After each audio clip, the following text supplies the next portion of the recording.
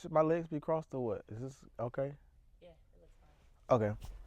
Culture Shock Pod is finally here. And listen, I'm excited that you chose this podcast for your daily entertainment. I need you to do me a favor.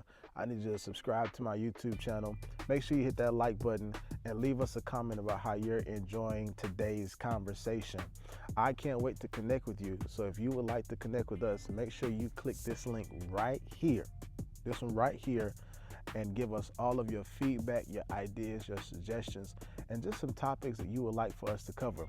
Again, whether you're washing dishes, on your way to work, or you're getting the kids ready for school, whatever the case may be, I want you to sit back, enjoy, because this is the intersection between creativity and culture.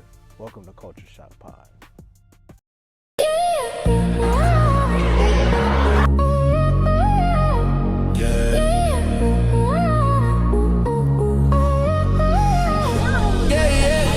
Vulnerable right now. I'm about to weep. Creative ways we ride all day. Let's go.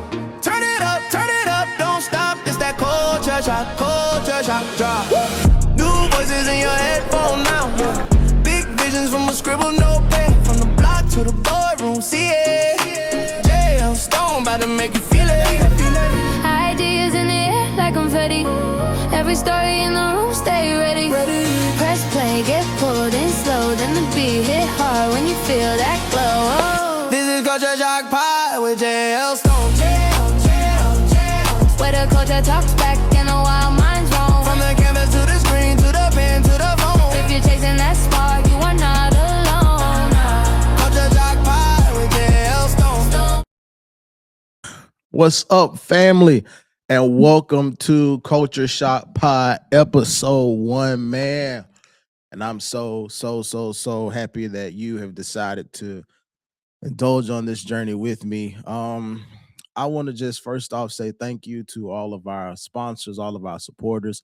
If you purchased a mic stand, if you purchased the microphone, if you purchased a light, I want to say shout out to my marketing team, my branding manager, Shakrisha, for helping us make it here, to my family and all of my creatives collectives. I so godly appreciate all the love and support, man. And I'm telling you, this is just the beginning of an incredible journey. I'll shout out my studio team towards the latter part of our episode today. Um, let's jump right into it, man. I'm excited about this new chapter of my life. And speaking of chapters, if you have not gone to my website yet, you can go to my website and purchase my 31-day devotional, the God Don't Lie devotional. It is a prayer guide and it is a devotional for creatives. And I'm telling you, for those of you who already got it, I appreciate it. I really thank you from the bottom of my heart. But here's what I need you to do. I need you to leave a review on Amazon. Even if you haven't read the book yet, I need you to read the review on Amazon so that we can make the best sellers list.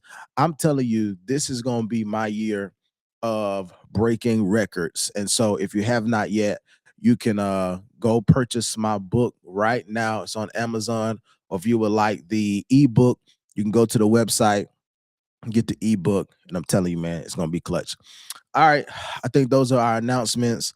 Let's jump into the thick of it. So, many of you already know, those of you who've been following me for some length of time, you know that last year was my last year serving in the senior pastor role, and it was a bittersweet year, but I think it was one of the best decisions of my life.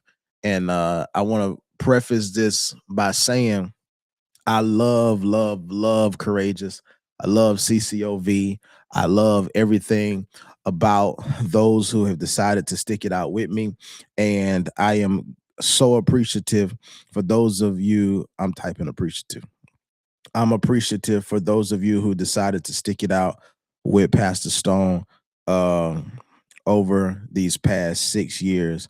I'm so I get a little emotional sometimes when I think about all the memories that we created, um, and all the things that we accomplished in 6 years, and how pastoring helped to transform me and develop me as not just spiritual individual, but as a human being. And I'm trying to text you. Uh, sorry.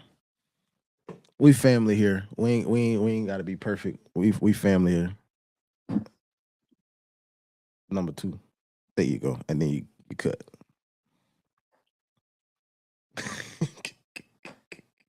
Oh.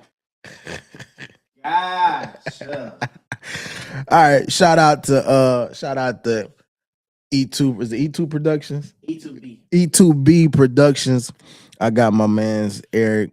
We're gonna get into Eric in a few minutes. We'll get into him towards the latter part of the conversation. But back to what I was talking about. So pastoring helped to transform me as a not just as a spiritual individual, but as a human being. And maybe one episode we'll really get into the thick of what pastoring looked like for me. But I want to just address something, and I've said this in my close circle as it relates to pastoring and the necessity of my transition. And hopefully this will help somebody understand, because I want to talk about today the power of transition. Transition is so necessary for 2026. And not only am I a spiritual individual, but I understand how I function and how I operate is probably more prophetic than I want to give myself credit for. And as prophetic individuals, we understand when it's time to do something different. You do not, if you ever have part of your life where you're like, something's got to change, I need to change, my environment needs to change, this is a little too redundant, this isn't really taking me anywhere, things in my life have become a little more static than I need them to be, I'm just not with the merry-go-round anymore. That is a sign that God is trying to get you to pivot, because prophets hate stagnation. Where the John Eckhart writes in the Prophet's Manual, prophets hate being in spaces where there is no growth. And so that's no shade to courageous, and we'll get into that, right?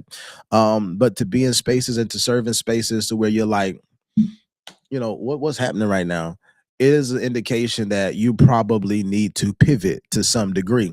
And so in my pastoral career, I did a lot of pivots. I remember when I first got married, and I've said this openly, one of the issues that we faced in our marriage was I didn't get married because my ex-wife was the love of my life. I got married because I was told that I was stepping into a new leadership assignment, and it was time that I locked in with this young lady, and that I made the decision, and God was going to open great doors for me.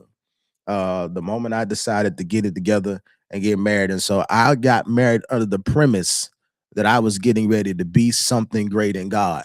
And the truth was, I was going to be something great in God, but that was my introduction into being developed, not being launched. And because I got married with the wrong intention, the route that I took to get to where I am today came because of me chasing. I was chasing church popularity and not chasing sonship. And so post marriage, going through a divorce, I went on a crazy dating binge. I wouldn't even say I was dating. I, I won't even say I was dating. I won't even give myself that much credit. I think I fell in love. The girl I thought I was gonna be in love with. Okay, so I did start dating as soon as I got divorced. Contrary to popular belief, we was not messing around while I was married. We met while I was married, but we were not messing around while I was married. And then I'll probably get into that at another junction in the season. But we started dating, and then we lasted about 9 months, and that's when the binge started. That's when everything was just like, I can do this. I I I can do this. And then I had done God had done blessed me in the pandemic. I don't know. God had blessed me during the pandemic. Can't say too much because preachers is going through IRS scandals right now. So we ain't gonna say too much right now. Praise God. But the Lord was good to us during the pandemic. So I had a little coin on me. Had started traveling.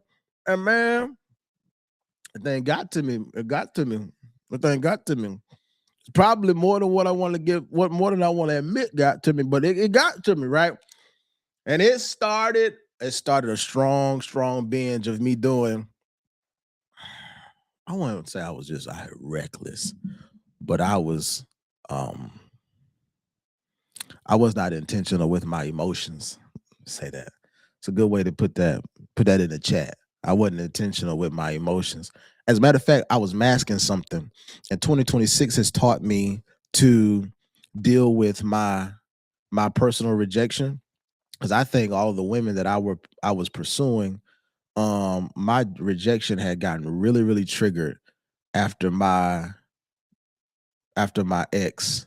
And I was trying to find avenues to be accepted, and it I had no care or concern about any other ladies, any other young women that I was involved with. I didn't care about their feelings or their emotions. There were a few, but the fact that it was a few should let you know the type of headspace that I was in. There was a few that I actually cared about, but everything else was just like here for a good time, not a long time. Um, Please hesitate to call me if you need anything. Don't call me, shoot me a text type stuff. And so it was crazy. So I went on a 2-year binge, and then I met somebody who I thought would have been uh a fling, and turns out that it was not a fling. It was it was not a fling, and they she not they she calmed me down a lot, and I'm still dealing with the consequences of my recklessness. But it took somebody sitting me down and saying, "Yeah, I'm not a fling. You're gonna make a decision." And I had a lot of opportunities to make decisions, but mm, and so if you're watching this, no offense, we cool. I mean, we're all still cool, but you know, we'll talk about that. We'll get into dating at another dating time. I have to eat a mic up so we can talk about that. But anywho, we're not even talking about my love life. And so, and again, I'm doing all of this pastoring. I had told my church when I got a divorce, you're gonna see me dating, you're gonna see me out. You may see me, kicking it with somebody. Don't be weird, don't be awkward. Just come speak and let's move on. Let's not make that a thing. And so my church was real cool about it. And so they supported me during my dating process. Um, and I'm just grateful that with me resigning from pastoring, nobody had to twist my arm and say, if you don't resign or if you don't step down, this is gonna happen. I was able to make a conscious decision. It wasn't hard for me to make that decision because I was in trouble.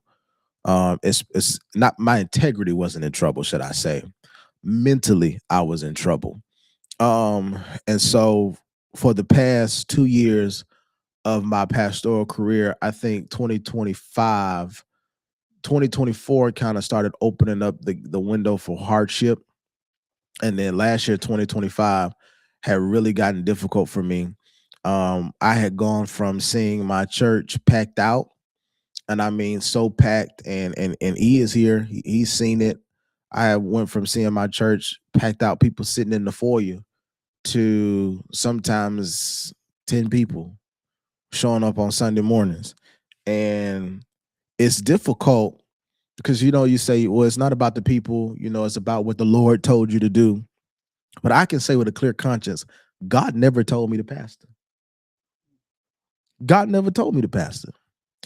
My grandmother, when she retired and she passed the ministry on to me, she told me, she said, the Lord told me to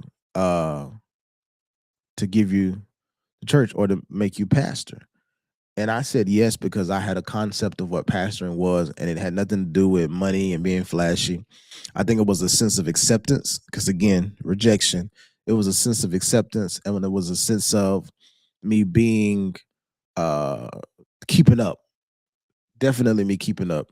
And as a consequence, I said yes to something. I was having a conversation with Pastor Sandra Jones. I don't have an issue with giving her credit for this. We were having lunch one day, and I was sharing this with her, and she said, "Well, your grandmother said God told her to make you pastor, but did God tell you to accept it?" And that thing stuck with me because I had reached an impasse in my pastoral career, and it's like, do I stay in a space where I'm not growing? I don't think anybody should be in a space to where they're not constantly being developed. I was doing all the developing and I was not being developed. My team was not challenging me. And again, no shade. I love you, courageous. My team was not challenging me. It was a hassle to get loyalty out of adults. It was frustrating because again, we see incredible numbers of growth and then we see major levels of inconsistency. And for mega churches, that's fine because it's production. But for smaller churches like mine, that wasn't fine because when one person goes missing, the entire team is short staffed. So imagine you waking up every Sunday. This was for months. Every Sunday, waking up to two, three phone calls or text messages. Pastor, I ain't gonna make it today. Pastor, I ain't coming this Sunday. Pastor, I got a headache. I remember I got a text message one Sunday that said, Pastor, I ain't coming today. I got a headache.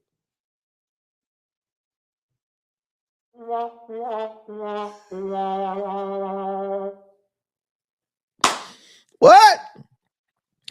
I knew then my season was coming to a close. Like, man, what's going on?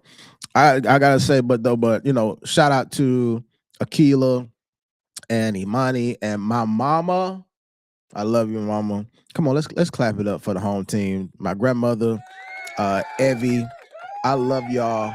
Y'all have made Will, Victoria, Janae, those who really Destiny, those who really stuck it out with me this past year.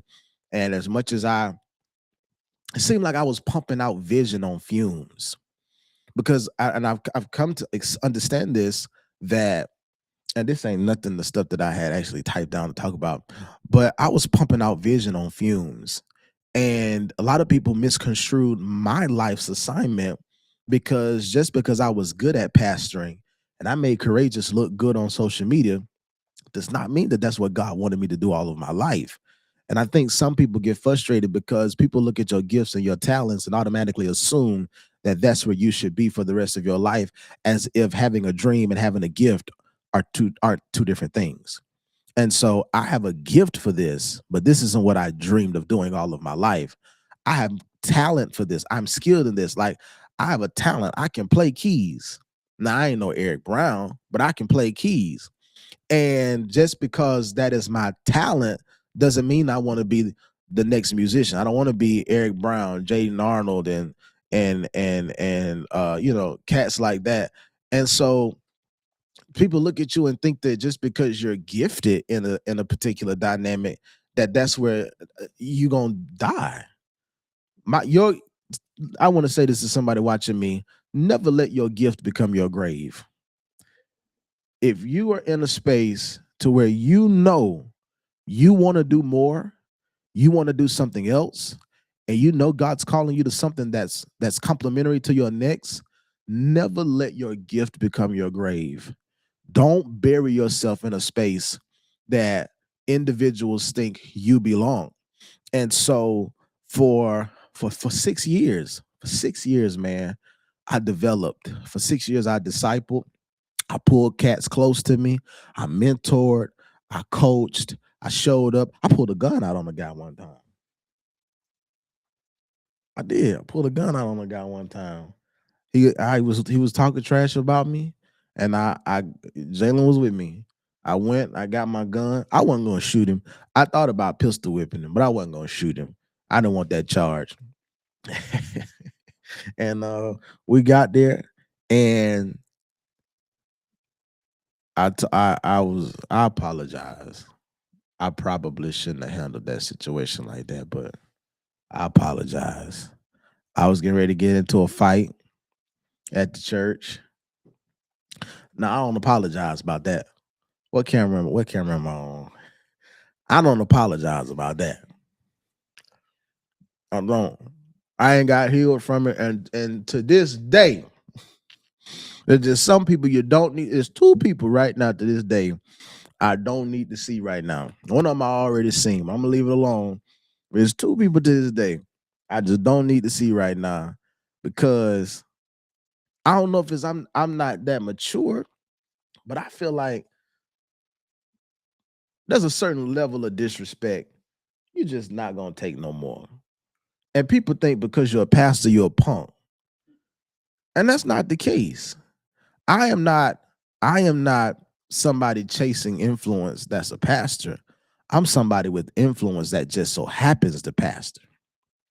And so you're not finna bully me and think that it's gonna be cool and I'm gonna be meek and lowly. I have not gotten to that place of maturity to where I turn the other cheek. I haven't. And you know what? I don't know if I'll ever get to that space. Thank God for grace. I don't know if I'll ever get to that space where I'm gonna just turn the other cheek. Some stuff I will walk away from, but there's some things I am a firm believer of it needs to be addressed.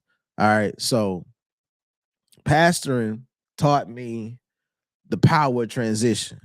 Here's one thing I want to highlight because I've had a lot of pastors reach out to me and say, "Man, I wish I would have did what you did. I wish I had time. I wish I would have had the mindset to jump ship or move on when I was your age." Here's what pastoring taught me: if I if I died if I died pastoring, them people wouldn't gather at that church every Sunday talking about we miss him.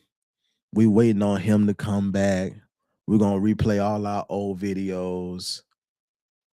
They'll find them another church.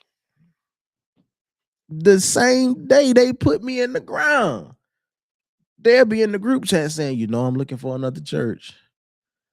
I also discovered people always hit you with that my season up. And they leave you. Here's the thing, because it's unbiblical, but I get it. When Nehemiah was rebuilding the wall, after he had done got the brick, the mortar, and the people together, imagine how frustrating it would have been for him to hear after they had helped him collect the tools, not that it was really time to build it, for them to come to him and say, I think God want me to do something else. You don't know the mental burden you place on your leadership when you say, Pastor, I'm gonna always be with you. I'm gonna always have your back. I don't play about you. And then the moment something transpires that you don't like, or you don't want to grow, or you don't want to be sharpened, or you don't want to be pastored, your season is up. So I learned dealing with Negroes that they're always, when they ready to transition out, they're gonna transition out. And so I was holding myself hostage to a space of my life that I was frustrated to, expecting people to come do right by me. I had to let that go.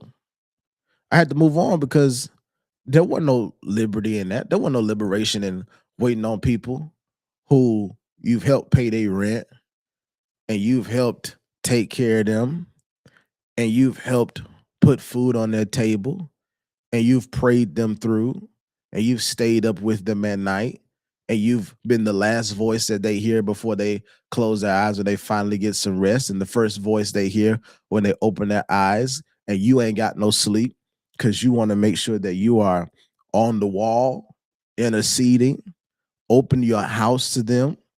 You've made accommodations for their insecurities, and they're not second guessing walking away from you, but you're holding yourself at an intersection of reality and imagination, praying that one day they'll turn around and say, I came back to get you. I came back to say thank you. Jesus healed what? 7 lepers, and only one came back to say thank you. And so you hold yourself hostage to that, and you get locked into that, expecting people to be loyal when no. I learned something, and I want to put this in the chat, man. A friend to all is a friend to none.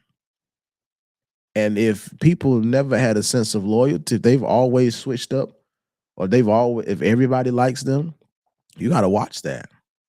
The greatest people that I respect from my pastoral career was people who we were in the trenches together, and then they came back and said, it wasn't so much as a thank you, but it was a we are who we are and where we are because of the sacrifices we made for each other.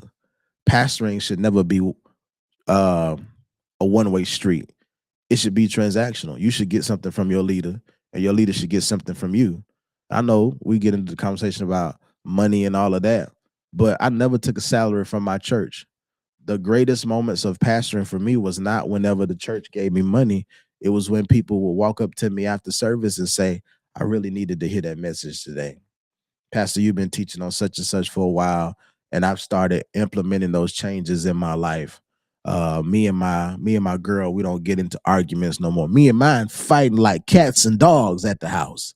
But to hear that you and yours are experiencing change, that's what made it worth it for me.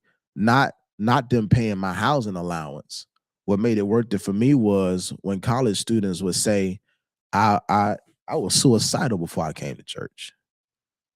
And when I stepped into the building, I just felt the presence of God and I couldn't stop crying the whole time you were preaching.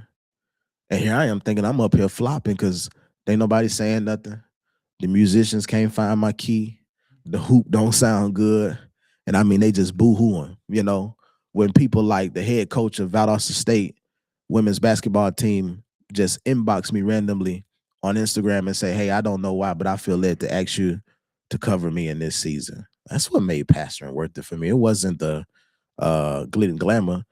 Courageous wasn't buying my Louis Vuitton. Courageous wasn't buying my Gucci. I literally had people say, I don't want to come to your church because your pastor got on Alexander McQueen's and he raising 2 offerings. We got to pay the rent. Rent got to be paid. You paying $10 tithes a month. Rent has to be paid. Your $10 did not buy these red bottoms. Come on, saints. Oh, I don't want to go to that church because he just bought a new car. He dipping and dabbling in the tires. $20 tires? I was thinking about this yesterday. I'm like, man, people don't even understand. We had overhead of about $3,000 a month, bringing in maybe $400 or $500 a Sunday, and the musicians being paid was half of that. What space do I have to steal from? And we got utilities and outreach. Huh? When we get 100 sneakers donated, and out of the 100 sneakers that was donated for the sneaker drive every year, maybe 40 of them was donations. The other 60, I raised $1,200 to go partner with Rack Room to buy brand new sneakers for the kids every Christmas or back to school. Not book bags, not paper that's on sale, not books and pencils, sneakers. Because Jamal Bryant said some years ago when I started doing this in my region, kids don't get bullied based off of the book bag that they wear to school. Kids get bullied based off their clothes. And so that stuck with me. I'm like, you don't have to reinvent the wheel. And he said something else. Y'all know I'm a Jamal Bryant fan. He said something else years ago too that's always stuck with me. It's okay to be a copycat as long as you copy the right cat. So when I saw, hey, he doing a sneaker drive in Baltimore, he ain't done one since. But just that one time I saw, I lied. I think he does. They do it. They bring the sneakers and put them on the altar. I think it's back to school. So it's like, I saw he was doing that. He was in Baltimore at that time when I saw him doing it. I'm like, ain't nobody doing that in Valdosta. And I reached out to a pastor who was pastor of a major church here at that time. And I was like, hey, I'm doing a sneaker drive. I saw Dr. Bryant doing it, and I want to do it. And I us to partner with it. He was like, "Yeah, I saw Jamal doing that. We've done that before," and he basically told me he wasn't helping me. I think that was one of the few passes I called, and I said, "I'm gonna ground it out and I'm gonna make it happen. Nobody else is doing it." And so, I took last year off, and I had some people, they trying to take, they want to do it now. It's like, again, it's all right to be a copycat. You can't be afraid to pass your ideas on. Let them do it. I promise. It's something else that needs to be done. I didn't grieve over that. I mean, I almost felt some type of way, but it's like, hey, you started a tradition. So every Christmas, kids coming to the South Side looking for brand new sneakers because you started that tradition. You implemented that. So when they talk about originators in the city, they're gonna say Stone did this. Stone started doing this. And then guess what? When it's time for something else innovative and creative to take place, who you think they're gonna look for? Church ought to say, man, creatives, creatives, hear me. We gotta know when to transition. The power of transition is understanding when it's time to do something else. And it's crucial for 2026 to not take the pivot personal. Put that in the chat. Put that in the chat. Don't take the pivot personal. You can't afford to. It's too much life to do. It's too much life to live. It's too many things to accomplish. You got so many places that you'll go, so many spaces that you'll dominate in, and you are sitting here aggravating yourself because somebody else is doing what you used to do. Well, I started that first.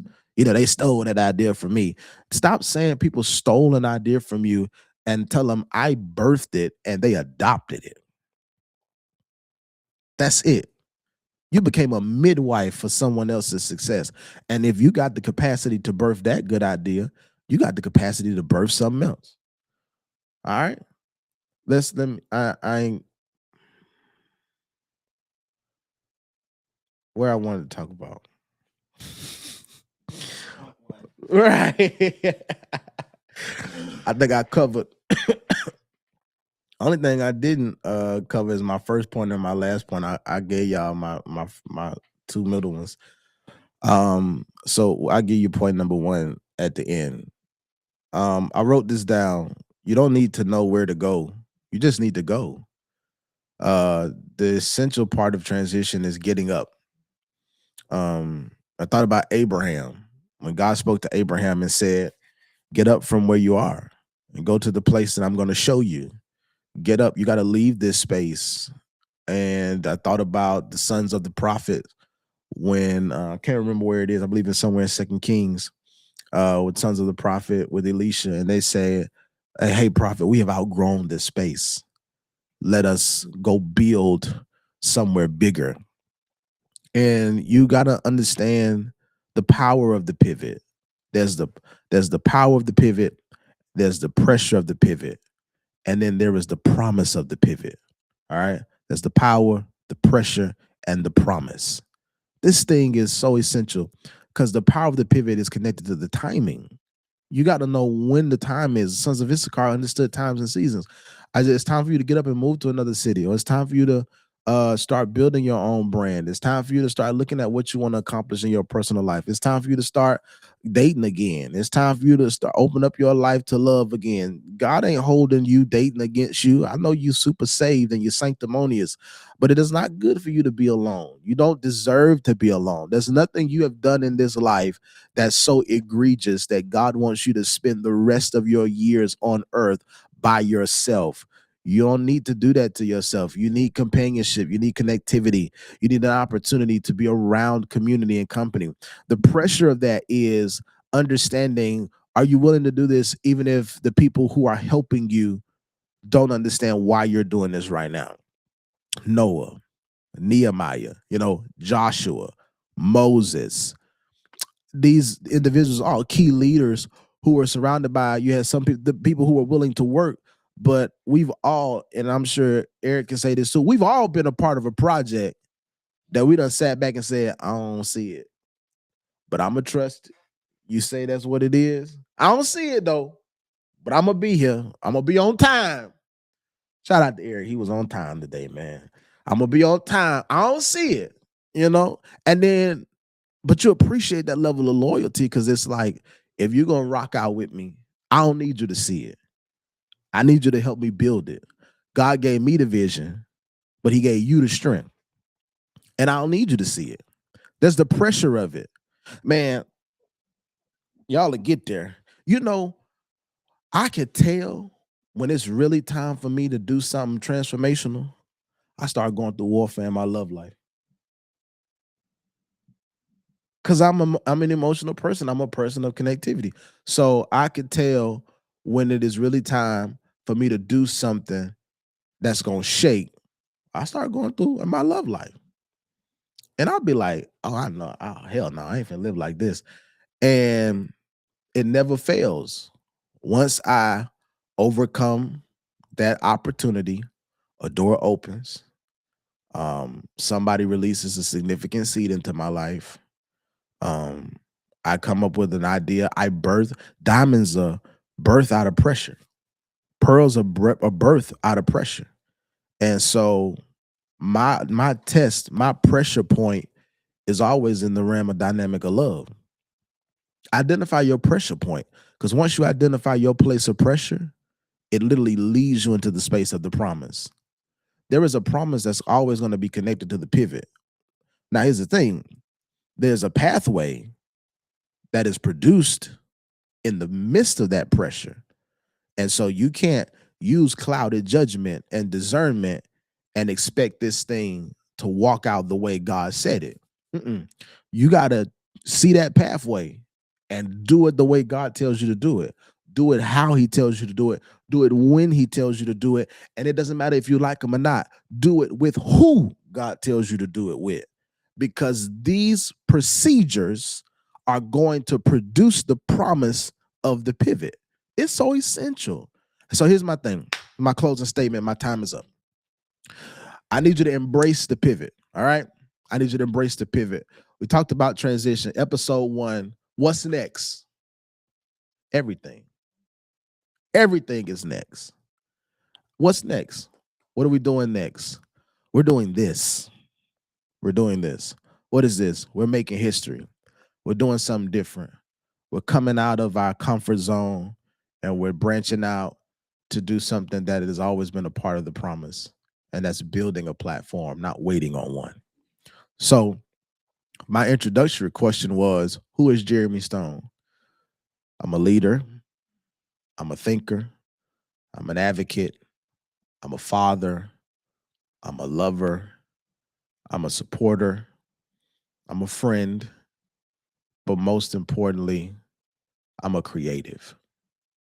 And this year, Jeremy has to break out of the box of validation. A lot of stuff I did in my life, I did it and I wanted people to say, that's what the Lord wants you to do. But I know I'm in one of the best seasons of my life because now people are saying, are you sure that's what God wants you to do? You sure that's what the Lord is saying? You sure that's what the Lord leading you to do? I have no doubt in my mind about where I am now in this season of my life. So listen, whoever's watching me, whatever part of the world you're watching me from, I just want to encourage you that this is one of the greatest moments of your life right now. Maybe some part of my testimony, we didn't have time to get into all of it, but maybe some part of my testimony helped to transform your thinking because you're under pressure right now. But that pressure is because it's requiring you to pivot and you can't fight the pivot any longer. You're either going to do this willingly. My grandmother used to say, you could come kicking or screaming or you could come willingly. But either way, you coming. And I think that that's the space that God has many of you in. You got to come. Come now because your future is waiting. Your next is waiting. And you're holding yourself hostage to a false narrative of your life or a space of your life that you graduated from. It makes no sense for you to graduate high school and then start back taking freshman classes. Get up. Go live. Go be a part of the real world. All right, man. That's my time with you today. I appreciate you. Make sure you are subscribed to my YouTube channel. These episodes will get a little bit longer, but I wanted to just drop the first EP. And over the next few weeks, put me on my over the next few weeks, we're gonna be having some guests on. And so as we're unveiling who Jeremy Stone is, I took the liberty of asking some of my childhood friends to join me on set for some of our recordings over the next few weeks. And so we'll be hearing from some of my homies that I grew up with to get their perspective of who I used to be growing up, and just a part of our lives and how we've grown, how we've matured in spaces that we've moved into. And I'm excited about those conversations. So make sure you subscribe. You see that there? You see that right there? Make sure you subscribe, and I can't wait to connect with you. All right, again, shout out to E2B Productions. I thought I was gonna have to fire E before we got started, because for the past 3 weeks we have been postponing production for whatever reasons. For whatever reasons, we have been postponing productions, but however, we've made it to this space. And so that's my little brother. And so y'all make sure y'all follow him. We're gonna get him on camera one day. We're gonna get another setup in here. We're gonna get him on camera and we're gonna mic him up. Last announcement: if you have a business, or if you would like to become one of our partners and our sponsors, there should be a ways to give just for them to connect with us. Not that we gotta take that out of there.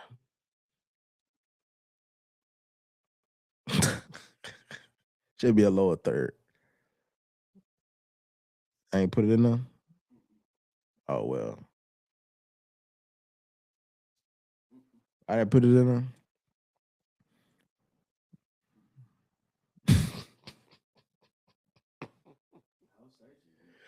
It's in there. We'll find it. But anywho, you can connect with us through our, you know what though? No, don't do that. We don't want to cross brand. We don't want to cross brand. I was gonna say put the QR code, but now we don't want.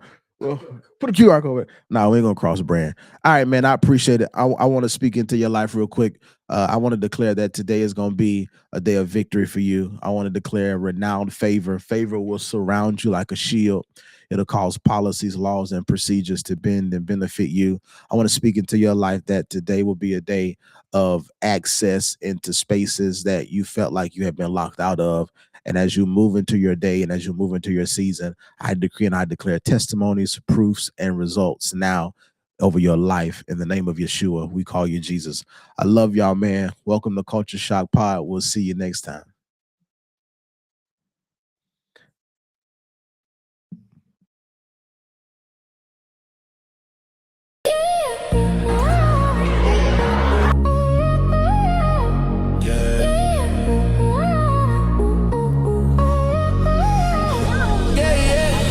Vulnerable right now. I'm about to weep. Creative ways we ride all day. Let's go.